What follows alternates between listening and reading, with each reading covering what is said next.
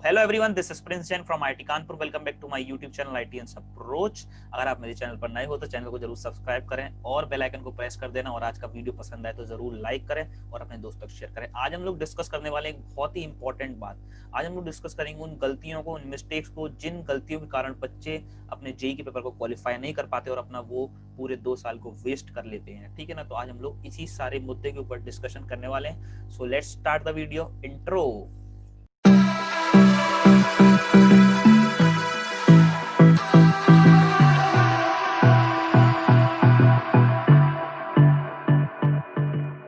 हाँ तो गाइस, जो सबसे पहली मिस्टेक और जो सबसे बड़ी मिस्टेक बच्चे कमिट करते हैं जेईई प्रिपरेशन के दौरान, वो जो जेईई मेंस के स्पेसिफिक टॉपिक्स होते हैं उनकी स्टडी नहीं करते हैं। तो मैं यहाँ पर जेईई मेंस स्पेसिफिक किस टॉपिक्स की बात कर रहा हूँ, मैं इन टॉपिक्स की बात कर रहा हूँ जो केवल जेईई मेंस में आते हैं। बच्चों यहाँ पर सबसे बड़ी मिस्टेक क्या हो जाती है, ये वो टॉपिक्स हैं जिनसे क्वेश्चन आना कंपलसरी है। अगर हम देखें एक टॉपिक, एक क्वेश्चन इससे, एक इससे, एक इससे, तो ये 3 4 5 6 7 8, तो अप्रोक्सीमेट इन 8 चैप्टर से आप मान के चलिए 6 से 7 क्वेश्चन तो आने ही है। और 6 से 7 क्वेश्चन मतलब ये आपके हो गए 24 से 28 मार्क्स। तो अगर हम अप्रोक्सीमेट भी लेकर चले तो अगर आप ये इन टॉपिक्स को प्रिपेयर करोगे तो आपके 25 नंबर तो अप्रोक्सीमेट पक्के हैं ही। ठीक। अब बच्चों अगर हम बात करें इन टॉपिक्स के हमें फायदे क्या क्या हैं, देखो सबसे फायदा नंबर 1, आप मैक्स टू मैक्स इन्हें 2 दिन में प्रिपेयर कर लोगे तो टाइम भी ज्यादा नहीं लगना। दूसरी बात, इन टॉपिक से क्वेश्चन कंपलसरी है। हो सकता है जो टॉपिक्स इनको छोड़कर हैं आपकी जेईई में, उन टॉपिक से शायद एक आध सवाल ना आए, किसी एक आध टॉपिक से सवाल ना आए, लेकिन इन टॉपिक से सवाल आना कंपलसरी है।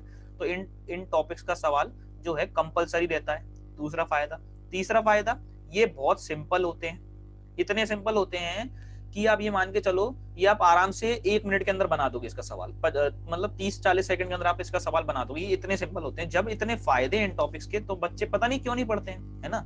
तो आपको भी ये मिस्टेक नहीं करना है। जो भी ये वीडियो देखें जरूर इन टॉपिक्स को कवर करके जाए अपने जेईई मेंस में, तो इससे आपका स्कोर बहुत ज्यादा बूस्ट हो सकता है। आप समझ के चलिए ये 25 नंबर आपकी जेईई मेंस में रैंक 10-15 हजार से लेके ऊपर नीचे कर सकते हैं। समझ रहे हो। अगर आपने 25 नंबर स्कोर कर लिए तो शायद आप 10-15 हजार रैंक ऊपर चले जाओगे। ठीक है ना। तो ये जेईई मेंस स्पेसिफिक टॉपिक्स आपको जरूर करने हैं, ये बात आपको ध्यान रखनी है। और एक इंपॉर्टेंट अनाउंसमेंट मैं आपको बता देता हूँ बच्चों, दिसंबर के फर्स्ट वीक में अप्रोक्सीमेट मैं आपके लिए लेकर आ रहा हूँ जेईई मेंस स्पेसिफिक कोर्स, जिसमें मैं आपको जेईई मेंस के स्पेसिफिक सारे टॉपिक पढ़ाने वाला हूँ। ठीक है। तो आप जरूर मेरे चैनल को जरूर सब्सक्राइब कर लेना, जिससे आपको इस कोर्स की नोटिफिकेशन मिल जाए। ठीक है बच्चों। अब बात करते हैं, अब बच्चों जो नेक्स्ट मिस्टेक बच्चे कमिट करते हैं वो होता है नॉट गिविंग टेस्ट। क्यों नहीं देते टेस्ट? सबसे पहली बात तो बच्चों के दिमाग में क्या चलती है, अभी हम रिवीजन कर लेते हैं एंड में दे देंगे, अभी हम रिवीजन कर लेते हैं एंड में दे देंगे। तो वो एंड एंड कर करके इतना एंड हो जाता है कि टाइम ही नहीं बचता पेपर देने का, है ना। तो सबसे बड़ी ये प्रॉब्लम हो जाती है, बच्चे टेस्ट ही नहीं देते। अब आप एक बात समझिए, आपने पूरे साल क्या करा है, पढ़ाई करी है, आपने टेस्ट नहीं दिए और आप डायरेक्ट क्या करने गए, जेईई मेंस का पेपर देने चले गए। तो आपको जो जेईई मेंस का प्रेशर है वो कभी समझ ही नहीं आया। अगर आप टेस्ट देते रहोगे तो आपको जेईई मेंस का जो असली प्रेशर होता है, टेस्ट देते दौरान आपको समझ में आ जाएगा कि ऐसे क्वेश्चंस को हैंडल करना है, कैसे प्रेशर को हैंडल करना है, किस तरीके से पेपर को अटेम्प्ट करना है, कौन से क्वेश्चन करने हैं, कौन से नहीं करने हैं। तो ये सब आपका प्रैक्टिस टेस्ट से होता है। और आप अगर टेस्ट नहीं दोगे तो ये सब प्रैक्टिस नहीं होगा। तो जो आपने सब मेहनत करी है इतनी सारी 2 साल, वो आपका सब पानी फिर जाएगा। ठीक है ना।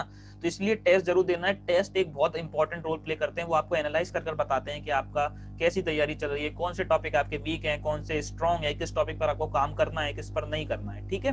तो टेस्ट जरूर देना है, टेस्ट नहीं छोड़ना है। ठीक है। तो ये एक इंपॉर्टेंट बात है, बच्चे टेस्ट नहीं देते हैं, इसलिए मैंने ये पॉइंट भी आपको समझा दिया। ठीक है। चलो देखते हैं अब नेक्स्ट मिस्टेक की बात करें तो वो है रिवीजन। अब मैं यहाँ पर किस चीज का रिवीजन की बात कर रहा हूँ, देखो मैं समझा देता हूँ। मैं यहाँ पर बात कर रहा हूँ रिवीजन ऑफ फॉर्मूलास, ठीक है, revision of inorganic chemistry, revision of organic chemistry.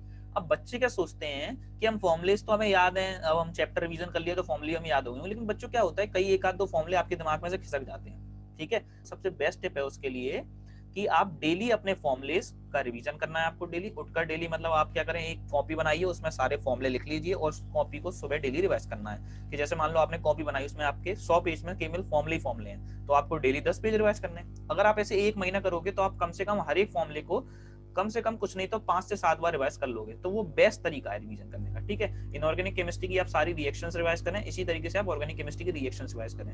अगर आप ये रिवाइज करोगे, ये क्या है बच्चों, एक तो रटने के चैप्टर होते हैं, ठीक है ना। तो अगर आप इसमें रटोगे ही नहीं तो आप भूल जाओगे और फिर जेईई मेंस के पेपर में आपको ध्यान नहीं आएगा। इसलिए बेसिक बात आपकी ये है कि आपको इन सब टॉपिक्स का रिवीजन जरूर करते रहना है डेली बेसिस पर। डेली बेसिस पर रिवीजन करना है। ऐसा नहीं कि 10 दिन बाद कर रहे हो फिर 15 दिन बाद कर रहे हो। डेली बेसिस पर थोड़ा थोड़ा रिवीजन करते रहिए, ठीक है। चलो देखते हैं नेक्स्ट पॉइंट क्या हमारे पास में। नेक्स्ट पॉइंट है बच्चों हमारे पास में बहुत ही इंपॉर्टेंट, इनऑर्गेनिक केमिस्ट्री।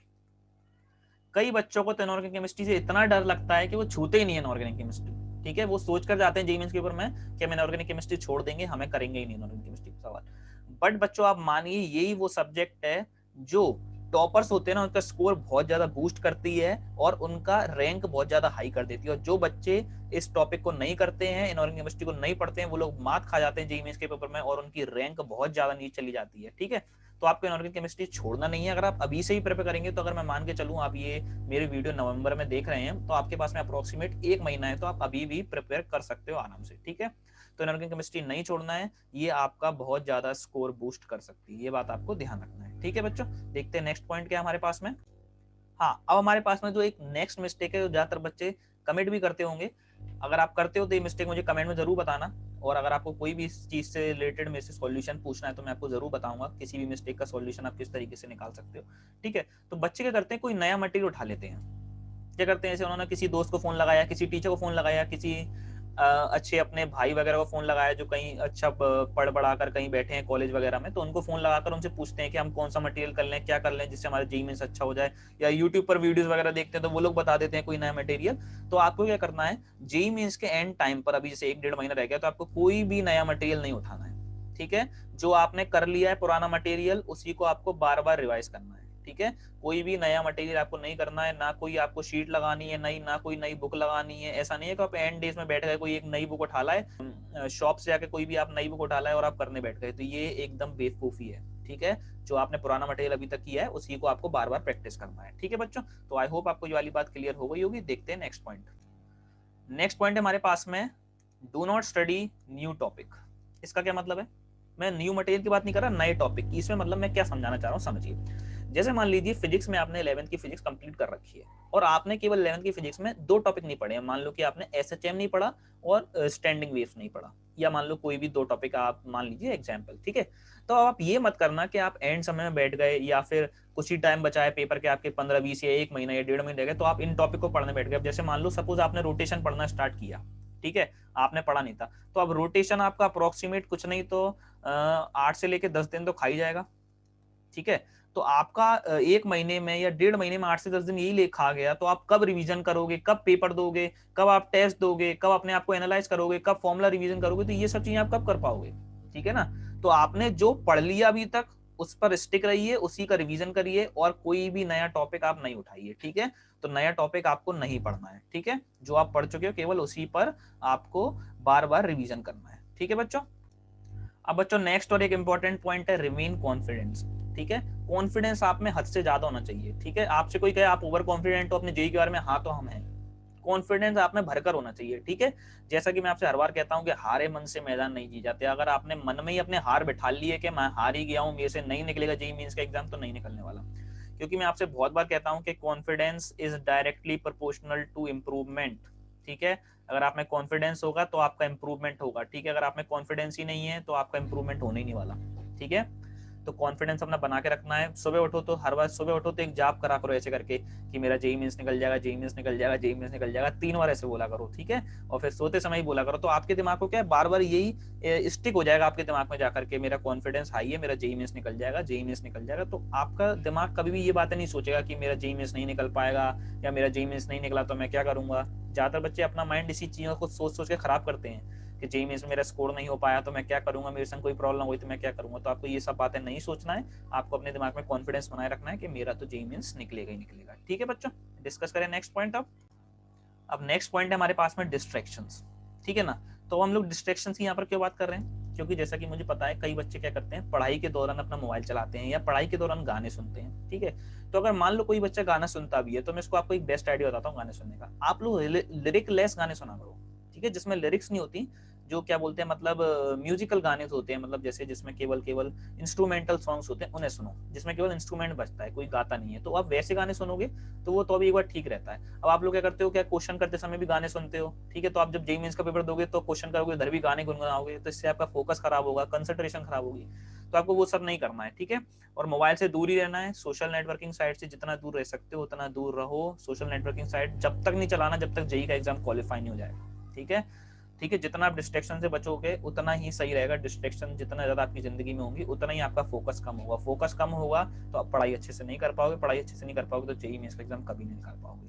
ठीक है ना बच्चों, तो डिस्ट्रैक्शन से दूर रहना है, फोकस एकदम क्लियर रखना है। इतनी मेहनत करनी है, इतनी मेहनत करनी है कि आपको जेईई निकालने से कोई ना रोक सके। ठीक है, अगर आपकी जिंदगी में कुछ है तो पढ़ाई पढ़ाई पढ़ाई, और जेईई जेईई जेईई, और कुछ भी नहीं है आपकी जिंदगी में। ठीक है, तो इस बात को ध्यान रखना है, डिस्ट्रैक्शन से दूर रहें। So guys, thank you very much. अगर आपको आज का वीडियो पसंद आया तो मेरे को कमेंट में बताना कैसा लगा आपको आज का वीडियो। ठीक है ना, अगर आपने अभी तक चैनल को सब्सक्राइब नहीं किया तो सब्सक्राइब कर लेना, बेल आइकन को प्रेस कर देना, और वीडियो को जरूर लाइक करना और अपने दोस्तों तक शेयर करना। So guys, thank you very much.